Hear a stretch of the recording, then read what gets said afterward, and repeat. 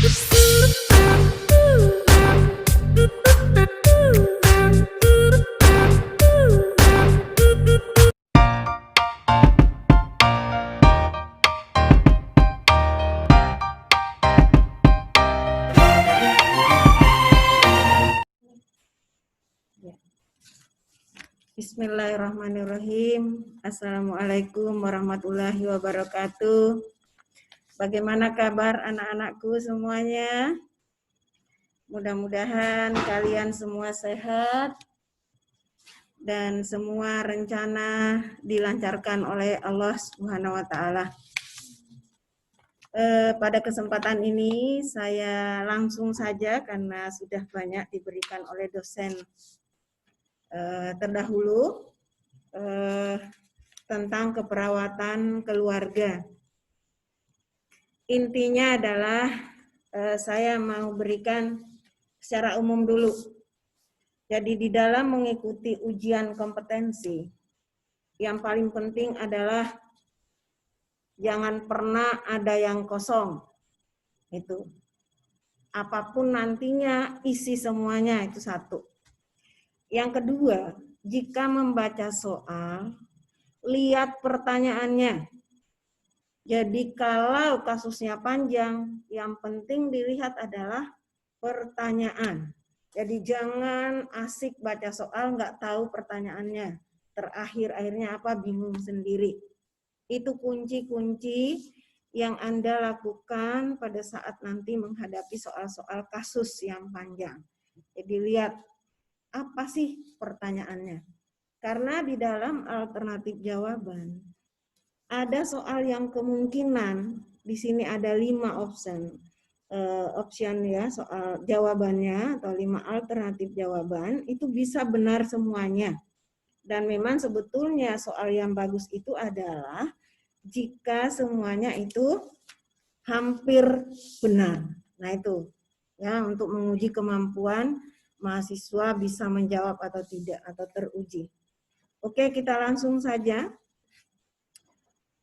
Nomor 149, di sini ada soalnya pada kunjungan rumah keluarga, cuma berulang-ulang ini, jadi langsung aja. Hasil pengkajian yang didapatkan bahwa Tuan A mengalami hipertensi. Nah, itu harus sudah direkam di situ. Hipertensi, mengeluh pusing, berdebar-debar, tentunya disertai dengan gejala-gejala yang lain. Tetapi di sini sudah jelas dia hipertensi. Ya, itu menurut perawat. Tensinya itu 200/100. Bagi perawat itu waduh tinggi banget. Kemudian dilihat nadinya, suhu, ya. Nah, di sini ada poin terakhir, tidak mengetahui tentang penyakitnya. Jadi perawat sudah mengukur tensi, tapi sebetulnya dia nggak tahu apakah dia sakit atau tidak. Nah, kacamata kita itu dia adalah sudah sakit 200/100, itu sudah pasti. Tapi apa sih kuncinya di sini? Dia tidak tahu. Terus kita lihat jawabannya atau pertanyaan, apa masalah keperawatan? Kalau kita lihat masalah keperawatan itu banyak sekali. 200/100 jelas. Ya, pusing, dia bisa saja terjadi injury. Nah, di alternatifnya yang pertama resiko komplikasi, itu benar orang yang hipertensi. Kemudian gangguan peran, ini ke psikologis ya, konflik keluarga psikologis juga. Nah, tetapi kalau kita melihat dari tidak mengetahui tentang penyakitnya, sehingga dia jarang periksa dengan alasannya apa saja, sehingga di sini jawabannya itu adalah copingnya yang tidak efektif. Kenapa? Karena dia itu tidak pernah tahu bahwa dirinya sakit, itu seperti itu. Ya, tahunya 200 itu kan saat waktu perawat sudah berkunjung. Nah, sedangkan apakah masalah keperawatan utama pada Tuan A, bukan yang perlu diberikan tindakan oleh perawat. Nah, itu penting, itu kunci-kunci ya. Oke, jadi jawabannya di sini adalah copingnya yang tidak efektif karena melihatnya masih pada pasien, bukan kepada tindakan keperawatannya. Oke.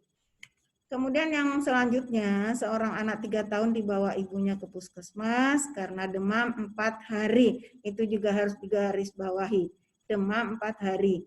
Hasil tes ternikitnya itu positif, tetapi belum kelihatan tanda-tanda demam berdarah. Belum kelihatan, itu juga harus digarisbawahi. Apa tindakan keperawatan yang tepat untuk mencegah terjadinya sindrom shock dengue pada anak tersebut? Nah, berikan infus. Benar nggak? Benar, tapi bukan tugas perawat. Itu. Pasang NGT sama. Ya, harus ada instruksi dan tidak ada hubungannya, ya kan? NGT. Kemudian rujuk ke dokter. Masa sudah ke puskesmas dirujuk? Kan itu sama dalam satu ruangan, dalam satu puskesmas. Jadi kan tidak mungkin. Kemudian berikan jus jambu biji untuk menghilangkan PTH-nya. Padahal di situ di soalnya tidak ada tulisan, berarti kan bukan. Nah, di sini instruksikan pada ibunya untuk memberikan LGG. Sebetulnya kalau Ibu Ros ini, di sini yang paling tepat jawabannya, tetapi karena tidak ada, minum banyak, ya. Nah, tetapi kita bisa memaklumi kenapa jawabannya E, karena larutan gula garam. Dengan pasien yang sudah 4 hari, bisa saja dia terjadi dehidrasi. Itu seperti itu. Ya, jadi di sini jawabannya itu E. Tetapi yang paling tepat sebetulnya instruksikan pada ibunya untuk memberikan minum yang banyak, itu lebih jelas. Tapi karena jawabannya begitu ya sudah larutan gula garam. Oke, lanjut. Halo, masih semangat atau pada tidur?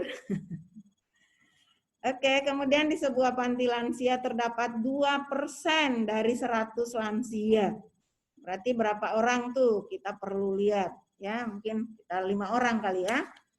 Nah, itu menderita penyakit paru obstruktif menahun ya, atau PPOM. Dengan keluhan sesak nafas. Perawat telah memberikan terapi oksigen 2 liter per menit. Jangan lupa 2 liter per menit itu kondisinya seperti apa, kalian tentunya sudah tahu dulu di pemberian oksigen. Ya. Nah, di sini apa tindakannya keperawatan yang paling atau yang prioritas? Menghitung kebutuhan peningkatan oksigen. Bisa enggak mengurangi kalau dihitung? Kemudian mengirim lansia ke rumah sakit terdekat atau IGD terdekat. Kita lihat pemberiannya 2 liter per menit, kondisinya tentunya masih baik. Kemudian menghibur pasien agar tidak cemas. Orang lagi agak sesak dihiburkan ya, nanti tambah sesak ya, harusnya kan istirahat.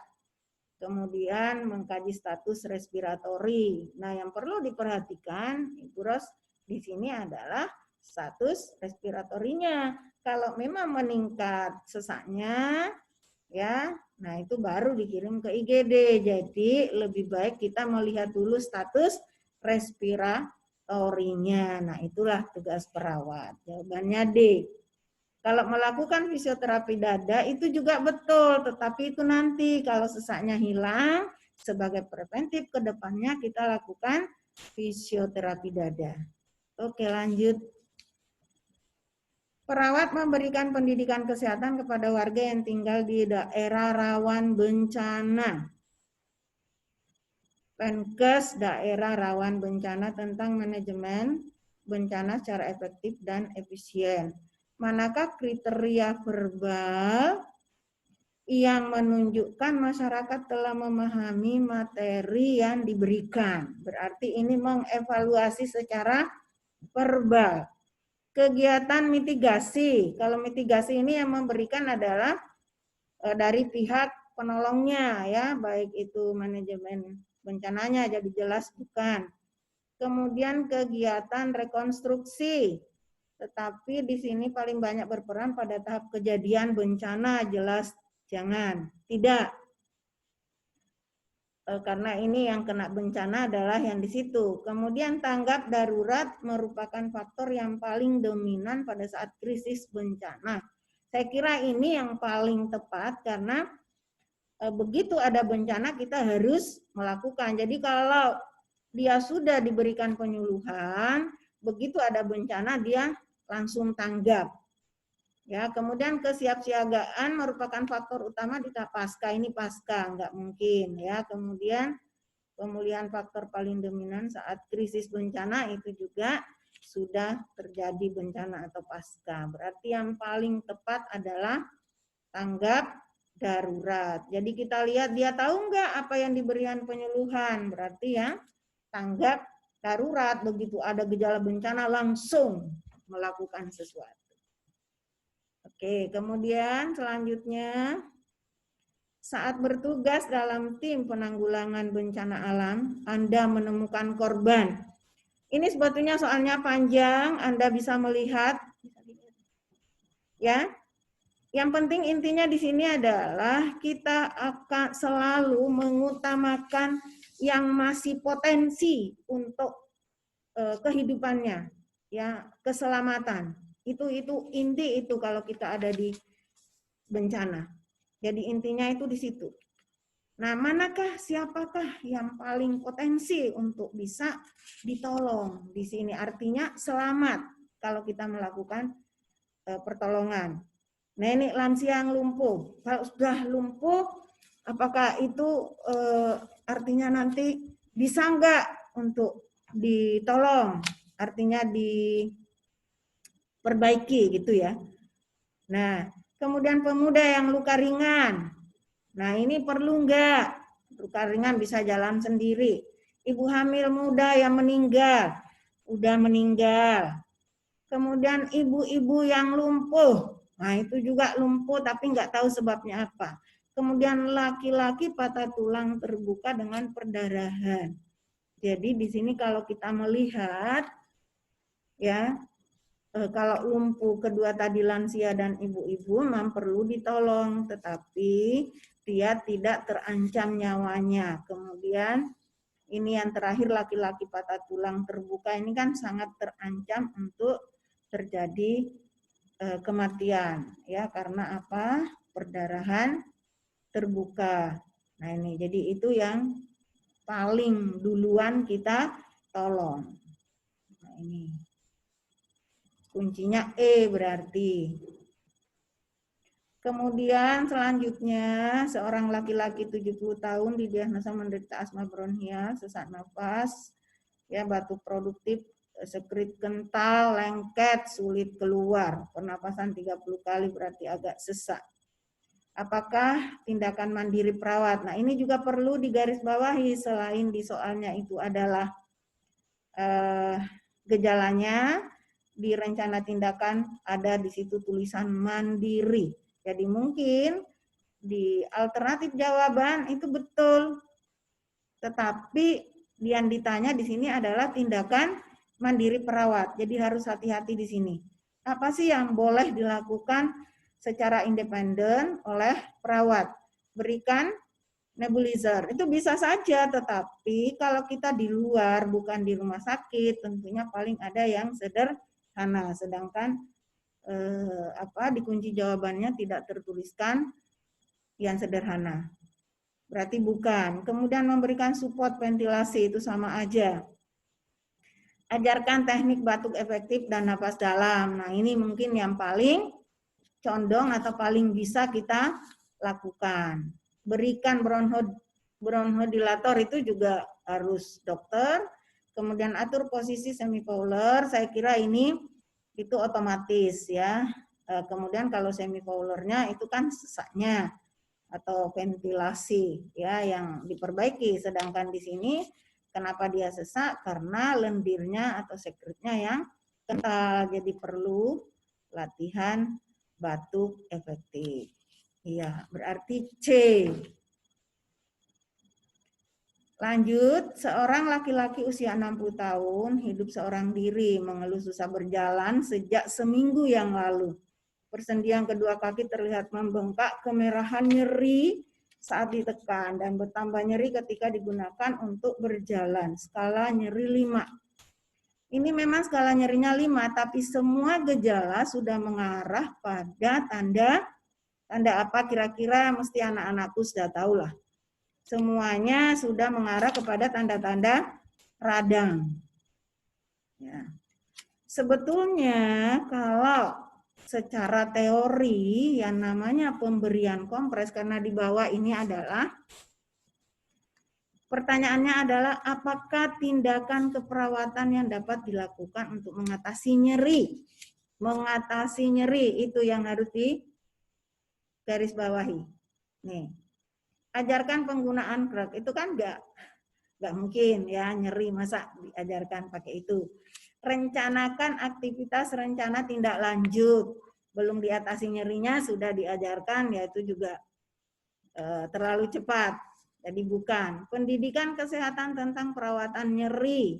Nah, ini diberikan pendidikan boleh-boleh saja, tetapi kita harus melihat tindakan kita lebih kepada promotif, preventif, atau kuratif jika sudah terjadi gejala radang. Nah, ini sudah ada tanda-tanda radang, malah sudah lengkap. Nah, di sini berarti di situ ada kompres. Di sini jawabannya pada soal kompres hangat pada sendi. Itu jawaban yang benar untuk soal ini karena satu-satunya kompres. Tetapi dengarkan baik-baik anak-anakku, kunci daripada penanganan nyeri dengan kompres itu gini. Jadi teorinya itu adalah jika sudah terlihat tanda radang, boleh dicatat itu, tanda radang itu harusnya diberikan kompres dingin. Jadi jika ada nyeri dimanapun Anda, ada yang mengeluh pasien nyeri dengan tanda radang, itu sebaiknya adalah kompres dingin. Yang hangat itu patut diberikan pada nyeri sendi tanpa gejala radang. Jadi dia nyeri tapi nggak ada pembengkakan, nggak merah. Nah itu boleh diberikan kompres hangat. Jadi ini karena alternatifnya cuma itu, silahkan dijawab kompres, tapi sebetulnya lebih tepat di sini yang dingin karena sudah ada tanda-tanda radang. Seperti itu mungkin bisa diperbaiki apa enggak? Kompres dingin aja.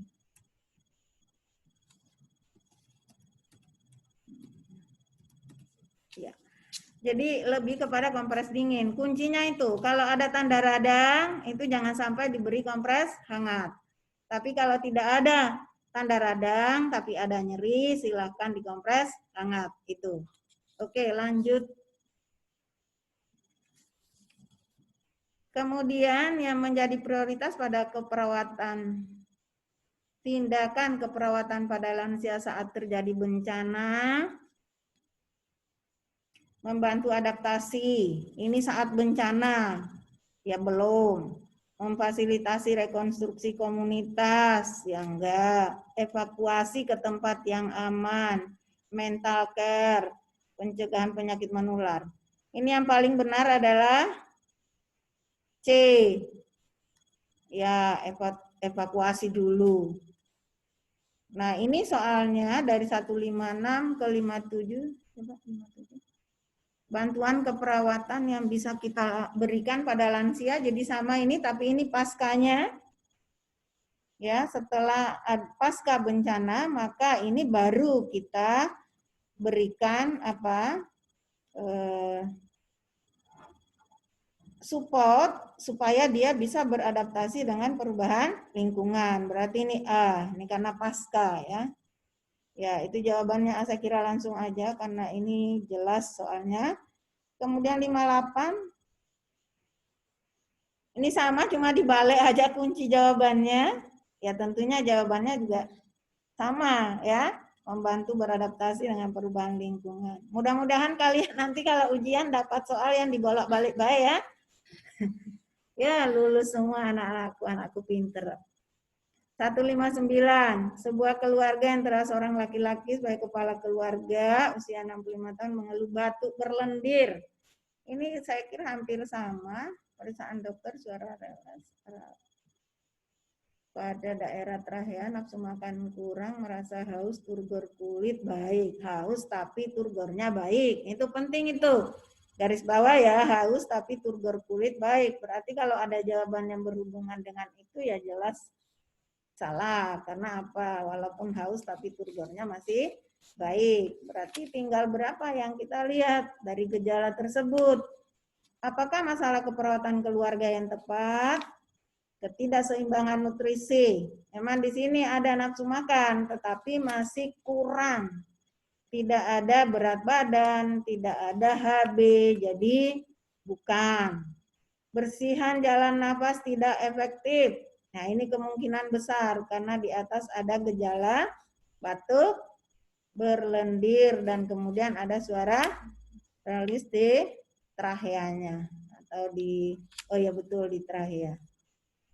Nah, itu. Kemudian kekurangan volume cairan. Nah, ini yang saya katakan tadi, haus tapi turgornya masih baik, jadi bukan. Itu harus hati-hati di situ. Pengecoh, gangguan pertukaran gas juga tidak dituliskan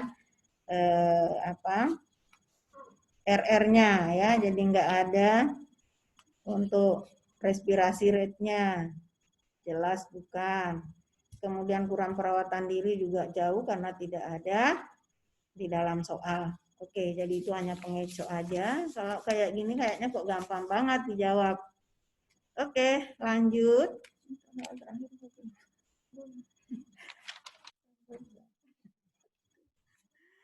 Dalam satu keluarga terdapat perempuan janda 44 tahun mempunyai 4 anak yang menjadi tanggungan. Anak pertama telah menikah memiliki seorang anak namun masih tinggal bersama. Berarti mantunya ini yang numpang ya. Nah, itu kalau mantu yang numpang disebut apa? Keluarga inti kah? Kalau inti, kalian sudah tahu semua, hanya ibu, ayah, anak. Jadi nggak ada mantu. Berkomposisi, kalau berkomposisi di sini itu yang menikah lebih dari satu kali kemudian tinggal bersama. Itu namanya berkomposisi. Keluarga besar, di sini kalau kita melihat pengertian tentang keluarga inti dan besar, ini ada dua ya. Kalau Bailon Maglaya itu mengatakan keluarga itu apabila ada hubungan darah, tapi diperlebar, dijelaskan di dalam Depkes dulu bukunya itu, bahwa semua yang ada keterkaitan saling ketergantungan walaupun bukan hubungan darah itu termasuk keluarga besar. Ya, itu. Jadi berarti kalau ada pembantu, ada menantu, ya kita nggak tahu itu termasuk keluarga apa enggak. Nanti kita lihat adakah yang lebih masuk. Kemudian keluarga berantai. Keluarga berantai ini itu yang bercerai, ya, istri atau suami yang meninggal, kemudian menikah lagi, tetapi di situ dengan anak-anaknya itu semua jadi satu, itu baru dikatakan berantai. Jadi kalau menurut saya yang kuncinya di sini adalah C, lebih masuk ke situ. Ya kalau single parent jelas karena dia adalah janda, tetapi kata kuncinya adalah ada anak mantunya. Jadi cluenya dari situ di anak mantu, gitu ya. Keluarga besar itu yang paling tepat. Kemudian 161, seorang suami 45 tahun bersama seorang istri usia 35 tahun, hasil pengkajian suami mengeluh sering pusing, kaku pada daerah tengkuk, tekanan darah 150 per 100 mg Hg, milimeter Hg. Kemudian keluarga tersebut mengatakan tidak tahu apa penyakitnya, bagaimana perawatannya. Perawat melakukan tindakan untuk meningkatkan kemampuan keluarga dalam mengenal masalah kesehatan. Ini jelas sekali nih, nggak usah lihat jawabannya, udah itu jawaban itu. Tindakan untuk meningkatkan kemampuan keluarga berarti apa? Ya penyuluhan kali ya, ada enggak? Modifikasi lingkungan jelas bukan, karena cluenya itu sudah kelihatan banget di situ. ya, kemampuan. Jadi meningkatkan kemampuan keluarga, berarti penyuluhan.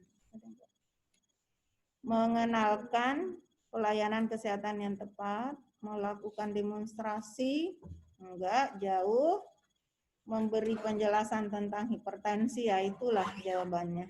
Ini juga jelas sekali. Kemudian 162 sampai 160 berapa, Mbak? Wow.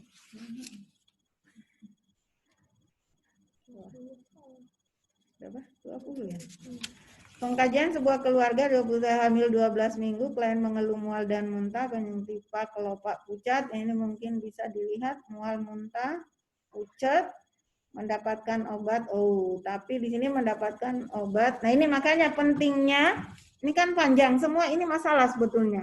Tetapi pertanyaannya, manakah pernyataan yang tepat pada jawaban di bawah ini? Obat diminum, oh berarti lebih lari kepada klien mendapatkan obat sulfaperosis di sini, ya. Nah, berarti kita menyoroti hanya pada di garis bawahi yang obat sulfaperosisnya itu. Jadi dia tidak minum karena mual. Oke. Manakah pernyataan yang tepat pada jawaban di bawah ini? Obat diminum dengan segelas air putih sebelum tidur malam. Jangan, nanti perih perutnya.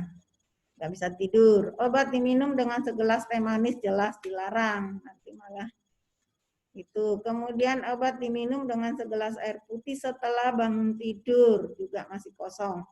Obat diminum, masih kosong perutnya ya. Obat diminum dengan segelas air putih pada pagi hari.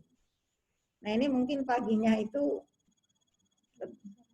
sudah sarapan mungkin ya, jadi nulisnya. Jadi tidak jelas, tetapi lebih kepada pagi hari. Karena kalau pagi orang sudah sarapan, kemudian kalau perih bisa cepat cari makanan, kayak gitu. Obat ini segelas teh manis jelas salah. Oke, jadi yang paling benar adalah, yang paling tepat D. Pada kunjungan rumah, keluarga didapatkan Tuan P mengalami hipertensi. Hasil pengkajian ini sama dengan soal nomor 149. Enggak salah. Ya, jadi ini sama aja soalnya. Sama. 149. Soalnya sama. Ya. Copy inefektif. Sering-sering aja lah ada soal kayak gini. Aduh. Tidak anu ya, kita nggak perhatikan. Nomor berapa sekarang? Ya. Lanjut aja 164. Wow. Aku sendiri ngantuk. Dari hasil pengkajian keluarga ditambah Bapak usia 50 tahun, nyeri persendian, ini juga sama ini. Dengan soal nomor 155, ini sama. Tapi ini betul jawabannya, ya. Jadi dua soal yang sama tapi berbeda tadi. Nah, ini yang benar ini anak-anakku ya. Karena di sini sudah ada tanda itu enggak? Intinya itu aja. Kalau ada merah, oke, bengkak. Nah, kalau sudah ada tanda radang, nah berarti kompresnya dingin. Ya, berarti B. Jawabannya. Kuncinya itu di situ. 165. Pada pengkajian keluarga ditemukan kasus Tuan S dengan kasus post-stroke 1 bulan yang lalu. Hasil wawancara, ia hanya berdiam diri semenjak ia sakit stroke. Perawat memberikan penjelasan bahwa keluarga Tuan S perlu dilakukan latihan gerak. Sementara perawat belum mempersiapkan diri untuk tindakan tersebut. Wow, ini perawatnya belum siap. Apakah tindakan keperawatan selanjutnya termasuk belajar berkelanjutan bagi perawat? Melakukan penyuluhan dengan ringkas tentang ROM, bagaimana memberikan dia sendiri belum siap ya. Meminta keluarga membaca buku. Ya enggak. Itu harus ditolong ya. Meminta bantuan dokter juga jelas enggak. Itu tugasnya perawat. Malu-maluin lah. Perawat mempersiapkan diri untuk memberikan tindakan ROM. Nah, itu lebih condong. Jadi, apapun di hadapan kita, siap atau tidak, tapi tetap harus siap. Ingat itu. Jadi, tetap harus siap. Mempersiapkan diri, mencari kah atau apa, itu harus. Mengajak keluarga pasien ke puskesmas, ya jelas tidak. Ya, jadi perawatnya mempersiapkan diri dulu untuk pemberian tindakan ROM. Apalagi zaman sekarang ya gampang sekali lah, tinggal buka apa itu HP udah tahu. Oke, 166. Suatu keluarga baru dengan anggota ayah, ibu, dan 1 anak usia 5 bulan. Nih, kuncinya di situ mungkin ini ada usia 5 bulan. Saat kunjungan rumah pernah mendapat data bahwa anak tidak diberikan imunisasi. Nah, ini tidak diberi imunisasi. Keluarga beralasan imunisasi itu haram. Wow. Ini tantangan buat kalian kalau ada yang mengatakan imunisasi itu haram. Apa sih tindakan keperawatan yang tepat? Nah, nggak usah dinasehati haram tidaknya. Yang paling penting bahwa kalau dia belum tahu apa sih manfaat daripada imunisasi, saya kira itu aja. Nah, lanjut. Hasil pengkajian keluarga ditemukan ibu sesak napas, masih berada di tahap pengobatan OAT intensif, jadi masih anti tuberkulosis yang masih intensif, obat anti tuberkulosis. Hasil pemeriksaan tekanan darah 110/70, RR 32, agak sesak dikit, nadi 36, suhu 36 ya. Kemudian berat badan 38, tinggi 150, berarti kurus, ada isingnya negatif, ditemukan BTA positif 3, waduh. Ini berarti yang di garis bawah ini positif 3, kemudian yang lainnya saya kira enggak. Radiasi okupasi ruangan, rumah, dan kamar tidur penderita lembab, gelap karena kurangnya sinar matahari. Ini juga apa diagnosa keperawatan utama? Oh, nah ini. Jadi Ibu Rostu kan baca dulu. Nah kalian itu baca aja langsung. Apa sih pertanyaannya? Apa diagnosa keperawatan utamanya? Nah, jadi dari atas itu tadi sudah jelas BTA positif 3. Ya sudah, berarti apa kalau BTA-nya positif? Nah, risiko penularan penyakit menular. Ya kenapa? Ya bisa pola napas tidak efektif, itu juga bisa. Ya, kemudian gangguan pertukaran gas itu juga bisa. Di sini RR-nya berapa? Respirasi rate-nya 32 ya, sesak. Kemudian ketidakmampuan menata lingkungan, kalau dikaitkan dengan itu juga bisa, bersihan jalan napas tidak efektif juga bisa. Tetapi yang paling berbahaya di sini karena dia ada enggak itunya enggak?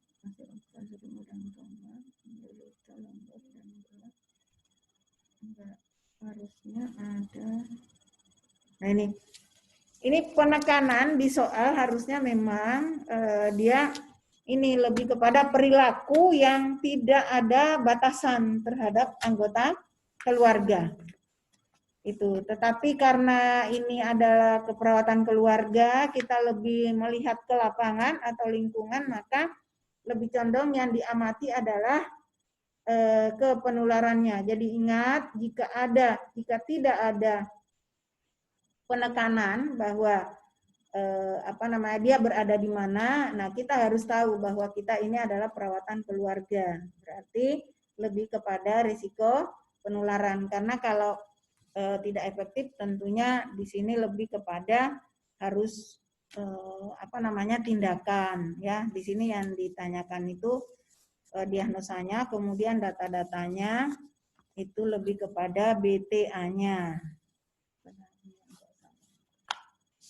Ya udah, kemudian 168 terakhir ya. Menderita TB paru positif, BTA negatif.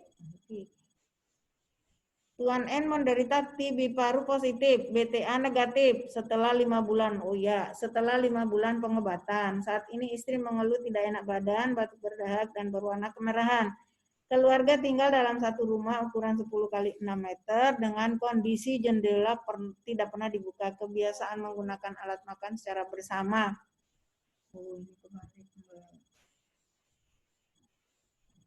Apa tindakan perawat yang harus dilakukan melanjutkan pengobatan ini? Jadi ini harusnya di nomor 167.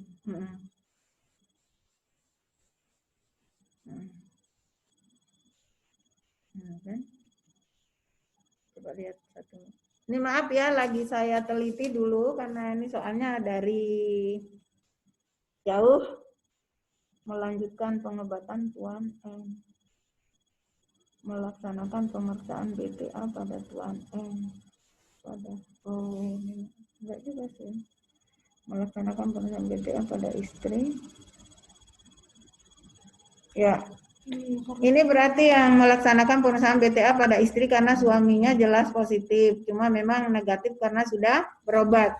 Jadi 2 bulan berobat dia harus periksa ulang BTA. Nah ini sudah 5 ya, kemungkinan sudah negatif. Tetapi karena istrinya itu mengeluh lemas, jadi harus diperiksa karena mungkin saja pada saat masih positif dia bergaul. Karena ini tadi di bawah kuncinya adalah kondisi jendela tidak dibuka, menggunakan alat makan secara bersama. Jadi mungkin tertularnya itu pada saat masih BTA positif. Pada saat 1-2 bulan minum obat. Itu seperti itu ya anak-anakku semuanya. Jadi itu seperti itu. Memang 167 ini terus terang soalnya kurang penekanan. Jadi agak harusnya ditambahi dengan yang soal 168 yang terakhir itu soalnya harus ada di 167.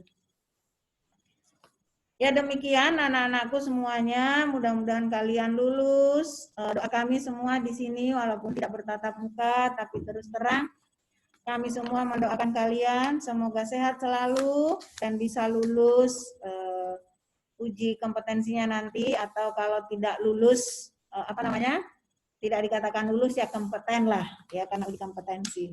Jadi kalau Anda kompeten akan mudah mendapatkan pekerjaan.